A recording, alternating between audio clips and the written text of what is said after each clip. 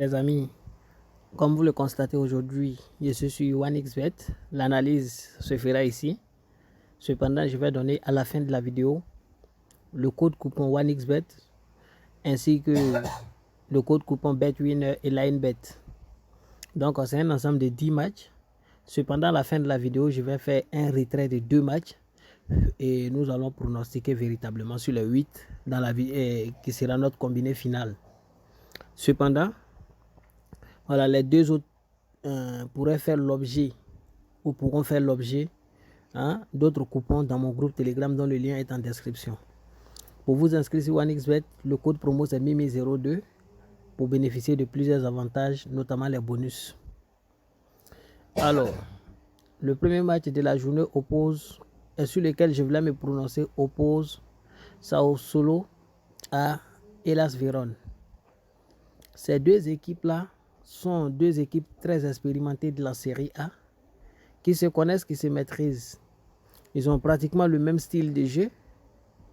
Et à côté, ce qu'il faut savoir, c'est que ces deux équipes sont des équipes assez prolifiques. C'est-à-dire, de la manière ils marquent, c'est comme ça ils encaissent.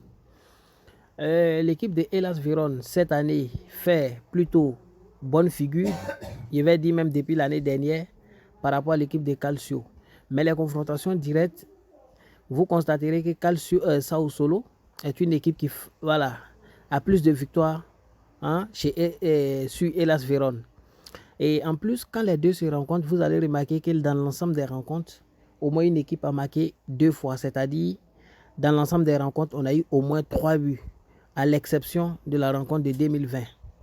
Donc ces deux équipes sont des équipes, comme je le disais, assez prolifiques.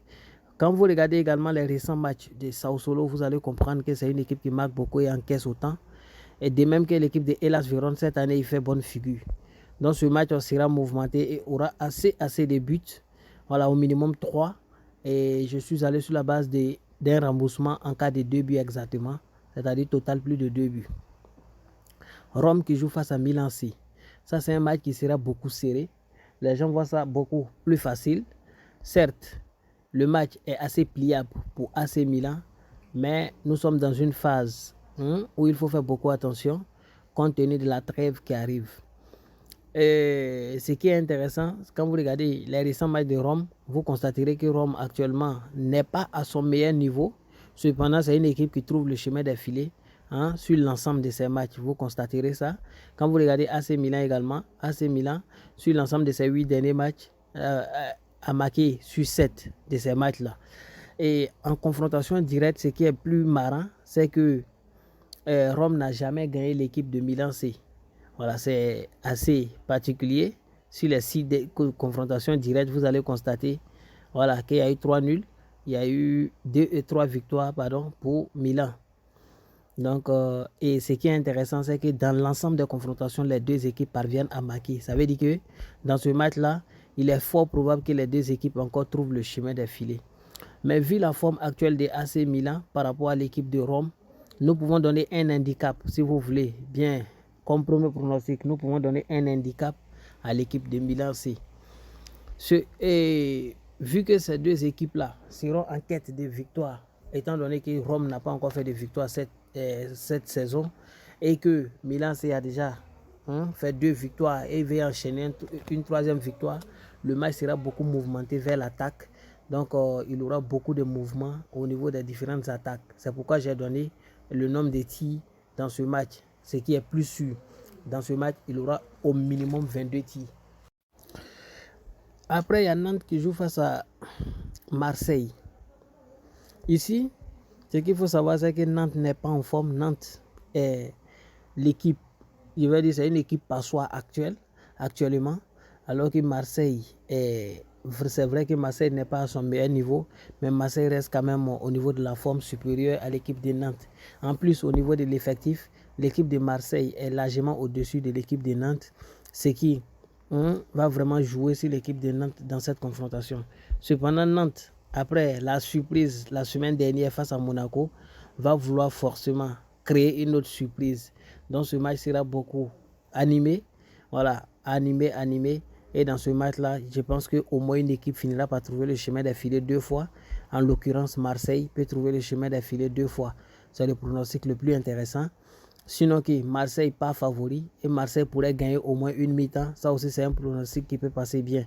Mais je vais sur la base du fait que dans ce match, au moins une équipe trouve le chemin d'affiler 2 fois. Et il y a encore un autre type de pronostic plus intéressant, c'est un handicap vraiment pour Marseille, un handicap 0, c'est-à-dire le résultat final sans nul. Je ne sais pas la cote est de combien, 1,32. Résultat final sans nul de Marseille, ça pourrait passer aussi très aisément. Voilà, je préfère ça. Et il y a Louvain qui joue face à Kortrijk au niveau de la Belgique. Ici, ce qu'il faut savoir, c'est que ces deux équipes aussi sont très prolifiques et puis ces deux équipes marquent beaucoup et encaissent autant. Également, quand ces deux équipes se croisent, ils marquent beaucoup et il y a beaucoup de buts dans les différentes confrontations directes. Et l'équipe de Louvain a le même style de jeu que l'équipe de Kortrijk et généralement, leur match, je vais dire, commence à partir de la deuxième période. Quand il dit ça commence à partir de la deuxième période, c'est les périodes les plus prolifiques. Quand vous regardez les statistiques des confrontations directes, vous constaterez que c'est des matchs où il y a beaucoup de buts, en l'occurrence au minimum 3. Donc l'histoire va se répéter. Je pense que les deux équipes vont marquer simplement une cote 1,49. Il y a Al-Ittihad qui joue face à Al-Riyad. Al-Hilal Riyad. Ici, ce qui va vous étonner, c'est que en fait, l'équipe de Al-Ittihad n'a jamais remporté un match face à Al-Hilal Riyad. Bon, surtout sur les 6 dernières confrontations, je vais dire, vous allez comprendre simplement que c'est un seul match nul pour 5 victoires de Riyad. Cependant, vu le recrutement actuel de l'équipe de Ittihad, vu le niveau de l'attaque actuellement de cette équipe de Riyad, ce match-là sera beaucoup équilibré et je pense que demain peut être la revanche. Ça peut être la première victoire de Al-Ittihad. Cependant, Riyad est une équipe très forte et pourrait venir à bout et trouver le chemin d'affiler sur le sol de Ittihad. De la même manière que Ittihad peut trouver le chemin d'affiler. C'est pourquoi je suis allé sur la base du fait que les deux équipes vont trouver le chemin d'affiler.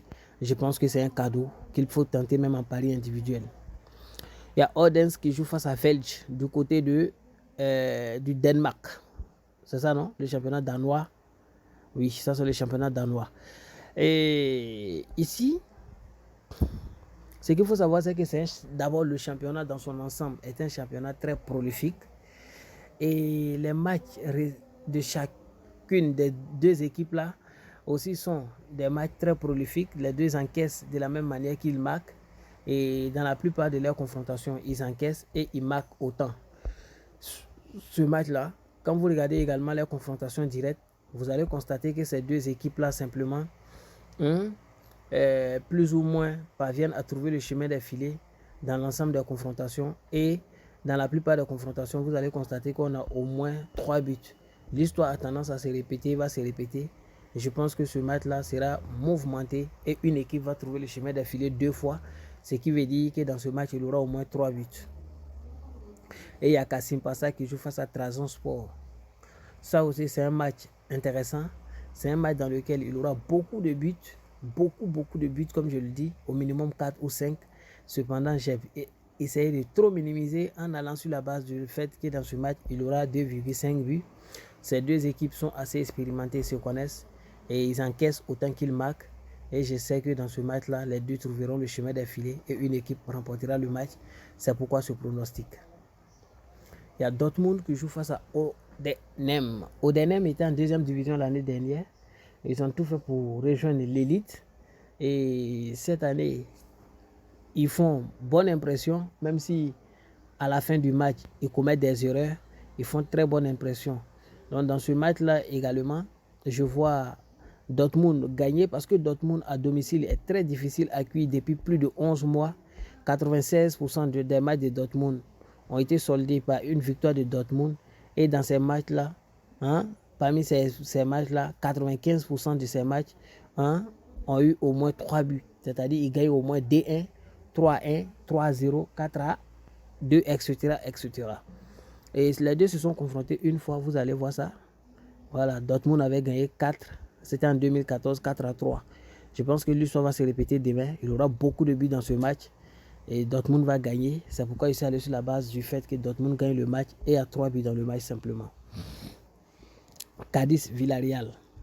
Ça aussi, c'est un match assez intéressant. Certains diront que le match, il est assez particulier et très facile pour Villarreal. Cependant, sachez que Cadiz est une équipe aussi qui joue bien le foot. Une équipe qui est très solide, surtout défensivement. Et cette équipe-là pourrait causer d'énormes ennuis à l'équipe de Villarreal. Cependant, ces deux équipes qui tirent beaucoup, ils tirent beaucoup, surtout Villarreal qui tire beaucoup. Villarreal seul peut tirer 17 à 16 fois dans ce match. C'est pourquoi je suis allé sur la base des tirs dans ce match, sachant que l'équipe de Cadiz également, c'est une équipe qui tire au total au moins 22 tirs, 23 tirs. Voilà, ça peut passer sans grande difficulté. Et je viens maintenant sur Luton Town face à West Ham.